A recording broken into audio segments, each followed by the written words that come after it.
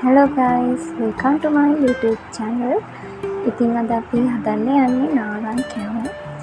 ඉතින් මේකට ඉස්සෙල්ලාම ඕනේ වෙනවා සීනි. ඉස්සෙල්ලාම සීනි හොඳට කළු කරගෙන ඒකට වතුර දාලා උණු කරගන්න ඕනේ. මේ තියෙන්නේ හැම උණු කරගන්න විදිහ.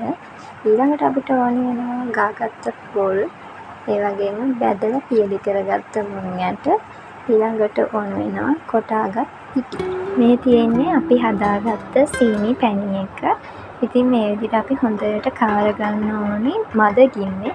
නැත්නම් මේක අඩි යන්නනවා. හොඳට කාරගෙන ගින්දර ගැනත් බලලා වැඩේ කරන්න ඕනේ.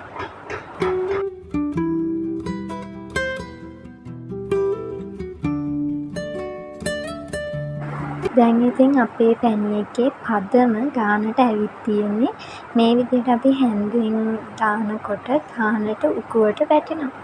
ඊළඟට අපි නාරං කැවුම් වලට අවශ්‍ය පොල් ටික මේ පැණි එකට දාගන්නවා. දාගෙන හොඳට මිශ්‍ර කරගන්න ඕනේ. ඊට පස්සේ මේක හොඳට මිශ්‍ර කරගත්තට පස්සේ මේකට දාගන්නවා අපි බැදගත් පියලි කරගත් මුං යට. මේක තියෙන හොඳට මිශ්‍ර කරගත්තට පස්සේ ඊට පස්සේ අපි මේක හයි කරගන්න මේකට අපි අර කොටාගත්ත හාල් පිටි දාන්න ඕනේ. ඒක අවශ්‍ය පදමට ගානට දාගන්න ඕනේ. ඒක අතින් අල්ලනකොට තේරෙනවා.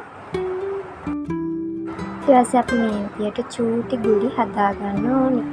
ඊළඟට අපි මේක දවටන්න කහ මිශ්‍රණය හදාගන්නවා. ඊට පස්සේ තාච්චියට තෙල් දාලා හොඳට රත් කරගන්න ඕනේ. ඊට පස්සේ කහ මිශ්‍රණයට නාරං කැවුම් ටික දාලා ගැඹුරු තෙලේ ඇද ගන්න ඕනේ.